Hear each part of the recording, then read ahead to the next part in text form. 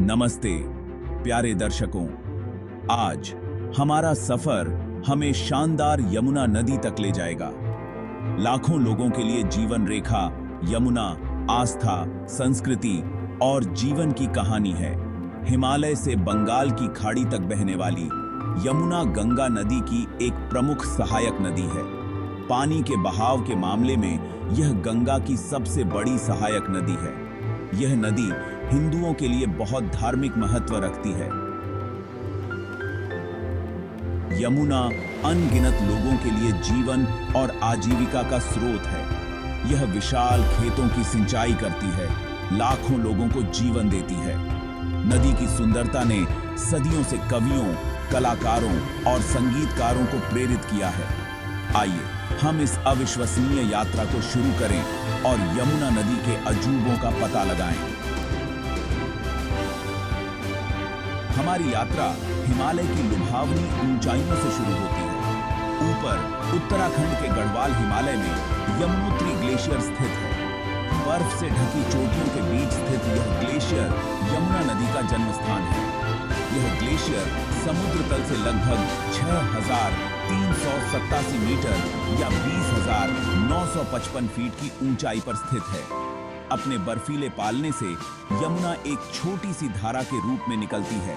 जैसे जैसे यह ढलानों से नीचे बहती है, पिघलती बर्फ और ग्लेशियरों द्वारा इसका वेग बढ़ता जाता है। यह शुद्ध प्राचीन जल अपनी लंबी यात्रा दक्षिण की ओर शुरू करता है। यमुना की यात्रा इसे भारत के हृदय से होकर ले जाती है। उत्तराखंड के पहाड़ों से यह हिमाचल प्रदेश से होकर बहती है। इसके बाद यह हरियाणा के मैदानों में प्रवेश करती है, जहां यह एक बड़ी और अधिक प्रमुख नदी बन जाती है। यमुना का मार्ग फिर इसे भारत की राजधानी दिल्ली तक ले जाता है। यह नदी शहर के लिए बहुत ऐतिहासिक और सांस्कृतिक महत्व रखती है।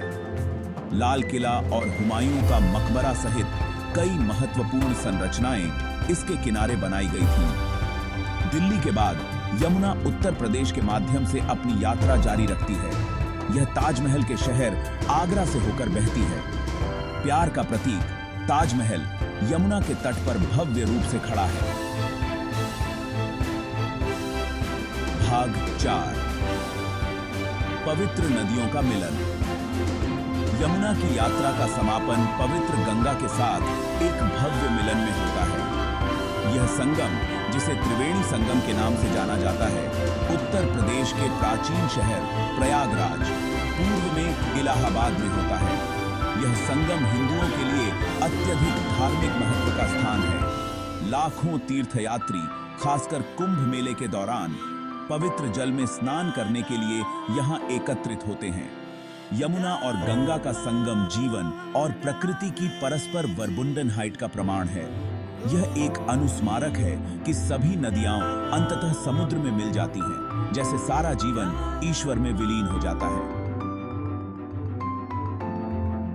भाग 5 यमुना आस्था और प्रकृति की विरासत। यमुना नदी सिर्फ एक जल निकाय से कहीं अधिक है। यह आस्था का प्रतीक है, जीवन का स्रोत है और भारत की सांस्कृतिक विरासत का एक अभिन्न अंग है। हिमालय से गंगा तक की इसकी यात्रा लचीलापन, सुंदरता और सभी चीजों की परस्पर संबद्धता की कहानी है। हालांकि यमुना आज प्रदूषण और घटते जल स्तर सहित कई चुनौतियों का सामना कर रही है। आने वाली पीढ़ियों के लिए इस अनमोल नदी की रक्षा और संरक्षण करना हमारी सामूहिक जिम्मेदारी है। आइए हम सब यमुना को स्वच्छ और बहता रखने में अपना योगदान देने का संकल्प लें।